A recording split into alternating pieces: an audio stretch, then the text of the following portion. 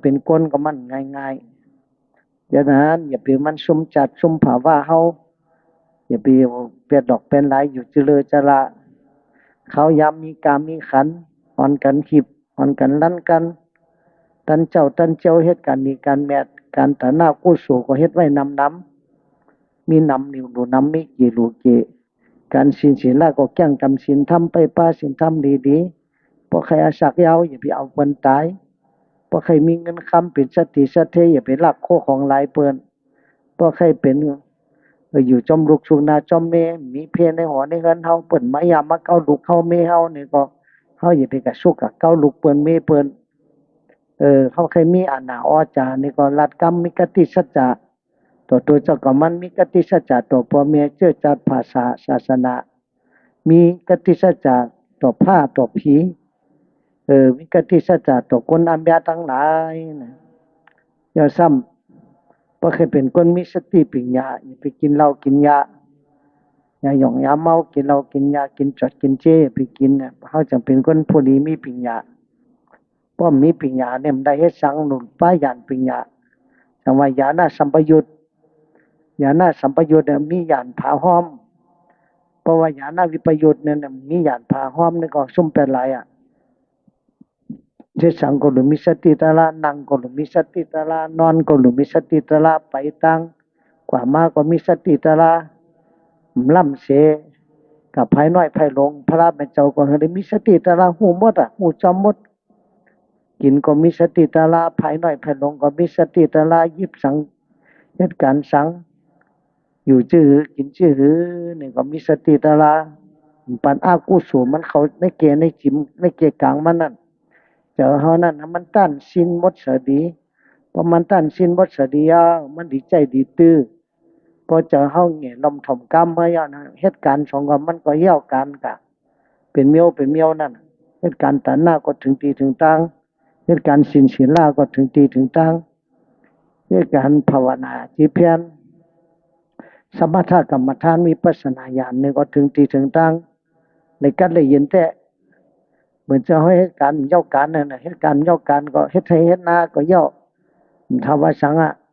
ก็มีสติตะลาก็ในหนึ่งเขาย่ำสุกใดน่ะหนึ่งเขาหงภาคหงแกงว่าย่ำสุกใดย่ำต้มเด้งลมต้มป่วยไรหรือมีสติตะลามาการล็อกกี่ได้สังการล็อกกุตลาได้สังหรือมีป้ายันมียันมีสติในยันผาหอมติดตำน้ำพิษก้อยก่อนป้อมมีสติตะลาก่อนน้ำพิษยังจังเกินป้อมเสร็จหัวเนาลอปลาก็มันถึงมาหวานเหรอตำน้ำพิษก็ใส่น้ำพิษใส่ถั่วเน่าใส่โฮมีใส่พริกใส่เกลือมันจากวันพักวันกอบเกลือว่ะก้นดีนี่กอบการว่ะพักวันนี่กอบเกลือต้องว่าแหละก้นดีนี่กอบการอ่ะเพราะการมันดีก็มันถึงดีอ่ะคนเท่าเนี่ยก้นดีนี่กอบการพักเนี่ยวันนี่กอบเกลือป้อมมีเกลือเนี่ยก็มีพี่มีเกลือก็มันวันอะไรนั่นเจอเขาก็ตัวหนังนั้นต้องมีศีลมีธรรมมีตะลามีว่ากระซบกระปักหลายๆซบพระเทวาเนี่ยเมตตาเนี่ยเขาว่านี่ไงอันเกี่ยงกรรมในจอมเนี่ยมันหยาบแท้ๆเมตตาวะกรุณาวะมุทิตาอุเบกขานี่ว่าตะสิว่าตั้งวันตั้งคืนว่าซบปนน้ำเจอสัมปาเจอสัมนี้เมตตาเปิ้นอินรู้เปิ้นตติโพธิเหลือเปิ้นก็เปิ้นมีเจอที่เจอเหนียวพัดหินพัดลูพัดตันที่กำศีลกำธรรมก็ยื้อยึดไว้เพราะตันเสียงตัวยอคนกุปอกยื้อยึดกะกึดสุดที่ขึ้นเปิ้นเมื่อละที่กำศีลกำธรรมก็ยื้อยึดที่เมื่อนอนจ้องก็ยื้อยึดที่ภาวนาจีเพียนตกหมากหยาดน้ำก็ยื้อยึดไว้เมื่อพุกก่อยเก่าเฮ็ดมือฮื้อเก่าก่อยเฮ็ดปีนาก่อยเก่าก่อยเฮ็ดปีลื่นเก่าก่อยเฮ็ดจ้องหูไรวันตายเฮาที่ฮอดมาวันเด้อจ้องเฮาฮู้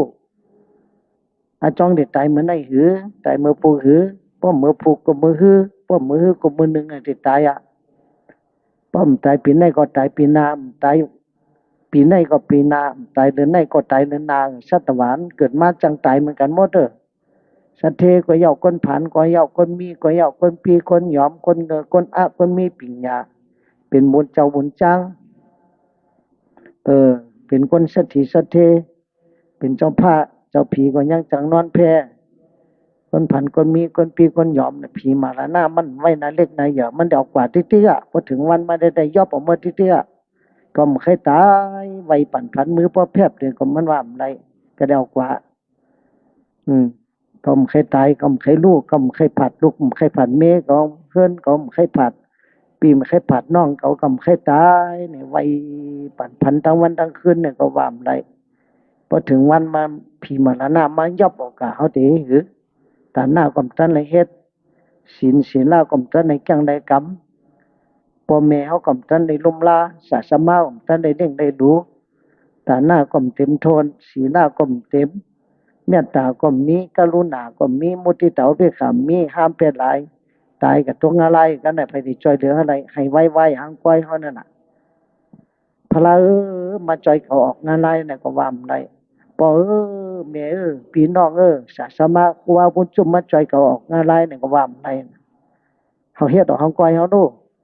กูสู่เฮ็ดหางก้อยก็เขาได้ขำหางก้อยเขาน่ะขำทุกขยับทุกมองอะไรก็เป็นปิกตูปิตาเป็นสัตตาริสานเป็นโมหมาโวกายห้องให้ไม่เดือดเปิ้นทุบเปิ้นป้อเปิ้นเอาใส่ให้ใส่หน้าเป็นมุเจ้าเหมือนกันน่ะมวยวักเพชรจอนอยากนำคู่สู่มวยวักคู่สู่ปันเปิ้นนั่นก็เป็นมุเจ้าแล้วก็เกิดเป็นโวเป็นกายชายนีเปิ้นกินข้าวตะกาเหี่ยวซ้ำใส่เปิ้นก็เกิดเป็นตอกแก่ก็มีน่ะตอกแก่เฮ็ดเต้นั่นน่ะบางพอก็เกิดเป็นโมเป็นกายก็มีเป็นปิกตาเซ็งๆนั่นเกิดเป็นงูเกิดเป็นตอกแก่อีจอกตึกเลือนซะนั่นเป็นปิกตาหลายๆตีโกเจอเฮาไหนจะนานดูไปทิ้งเจอเผยเจอมัน